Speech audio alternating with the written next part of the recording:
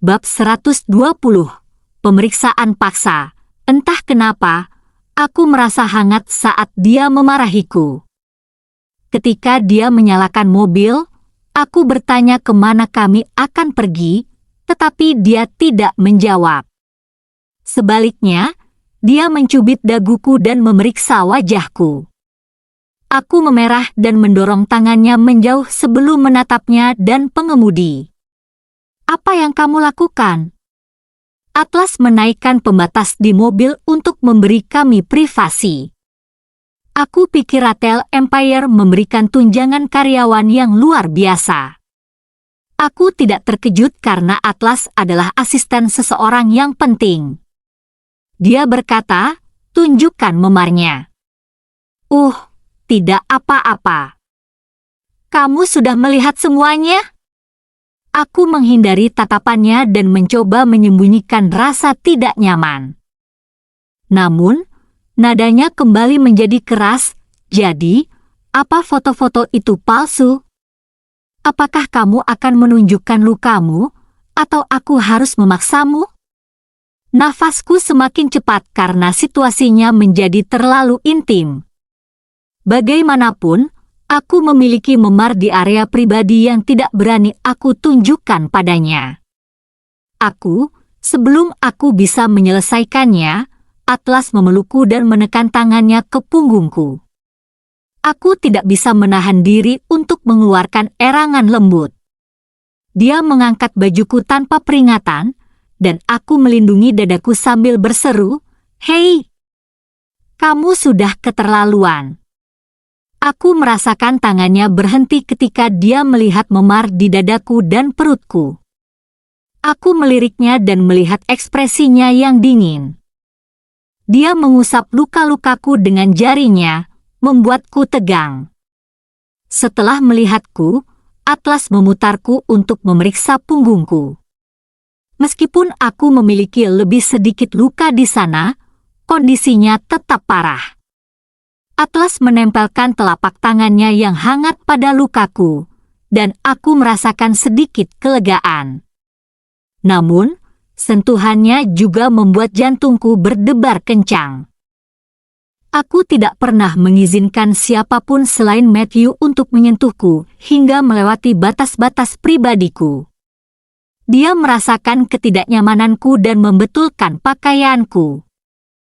Kemudian, dia memutarku untuk menghadapnya sementara dia berusaha mengendalikan emosinya. Aku baik-baik saja, aku terbata-bata, aku tidak suka kamu terlalu memaksa. Kamu bodoh karena pulang sendirian. Kamu tidak tahu bahwa mereka dibutakan oleh amarah? Atlas tampak frustrasi. Aku menjawab dengan nada pasrah, mereka harus melampiaskannya. Jadi aku menganggap ini sebagai ujian. Matthew menderita ketika aku membuka kedoknya. Bagaimanapun, aku harus mengorbankan satu hal untuk mendapatkan yang lain. Kamu sangat pengertian. Apakah Matthew terlalu lunak padamu? Aku belum pernah mendengar seseorang membela penyiksanya. Atlas merasa jengkel dan berbicara dengan nada sarkastis. Aku tetap diam, tetapi merasakan dia memelukku lebih erat. Saat itu, aku merasa santai dalam pelukannya yang hangat. Aku merasa aman dan secara naluriah mendekat. Aku tidak merasakan kepercayaan, kenyamanan, dan ketergantungan seperti ini sejak lama. Mungkin aku tidak pernah merasakannya sebelumnya. Aku tidak peduli lagi kemana dia akan membawaku, apa yang akan terjadi selanjutnya, atau mengapa dia melakukan ini. Tanpa sadar, aku tertidur dalam pelukannya. Bab 121. Frustrasi. Ketika aku terbangun, rasanya seperti seseorang telah menarikku dari tempat yang jauh. Wajah tampan Atlas menatapku kembali. Terkejut, aku mencoba duduk tetapi merasakan rasa sakit tajam di lukaku. Mengapa terburu-buru? Suaranya terdengar serak. Kami masih di dalam mobil, tetapi matahari emas mulai terbenam di cakrawala. Dengan cemas, aku berseru, "Jam berapa ini? Sial, aku harus menjemput putriku." Aku menggunakan ponselmu untuk mengirim pesan kepada temanmu, memintanya untuk menjemput putrimu, dia menjelaskan. "Bangunlah, tolong." Kaki-kakiku mulai mati rasa. Dengan wajah memerah, aku menyadari bahwa aku telah tidur di pangkuannya selama ini. Dia tidak bergerak atau membangunkanku. Berapa lama aku tidur? Tanyaku malu-malu, sambil cepat-cepat menjaga jarak darinya. Lebih dari 2 jam. "Ayo pergi!" Aku dengan cepat keluar dari mobil. Kami tiba di resor yang sama seperti sebelumnya, tetapi tampaknya kali ini lebih sepi. Aku mengambil beberapa langkah cepat untuk menyusulnya dan bertanya, "Tempat apa ini? Ada apa?" Dia melirikku dengan tidak sadar. "Tempat ini sangat indah dan damai. Aku sangat menyukainya. Tapi kenapa tidak ada orang lain di sini?" Tanyaku dengan penasaran. Atlas menyeringai dan tidak menjawab. Dia masuk dengan tangan di sakunya. Aku memutar mataku. Pria ini benar-benar suka pamer. Setiap sudut taman ini menakjubkan, hampir seperti dunia dongeng. Aku benar-benar menyukai tempat ini. Atlas membawaku ke sebuah pondok dan memindai sidik jarinya untuk membuka pintu. Aku cepat-cepat mengikutinya masuk. Interiornya sangat dihiasi dengan indah dan elegan tanpa berlebihan. Dia memberi isyarat agar aku duduk di sofa, lalu masuk ke salah satu kamar.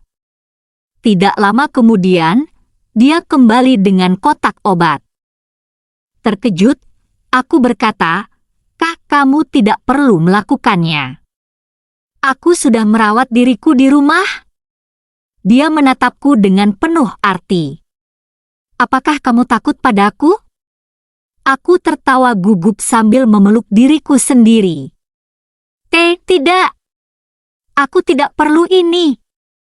Membayangkan dia merawat lukaku terasa canggung. "Kemarilah," dia memerintah, menunjuk ke bagian sofa yang paling luas. "Berbaringlah." Aku masih bersikeras, aku tidak perlu. Aku bisa melakukannya sendiri ketika sampai di rumah." Apa dia tidak paham petunjuk? Aku tidak ingin mengulang kata-kataku, katanya sambil mengeluarkan tabung salep. "Aku tidak bisa memanfaatkan keadaanmu dalam kondisi ini, bahkan jika aku mau. Jadi apa yang kamu takutkan?" Wajahku berubah merah padam, dan aku mengutuk dalam hati. Apakah dia sengaja melakukan ini? Aku sudah melihat apa yang perlu dilihat. Apakah kamu masih mencoba menyembunyikannya?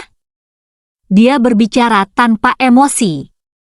Terlambat untuk khawatir tentang penampilan ketika kamu sudah berantakan seperti ini.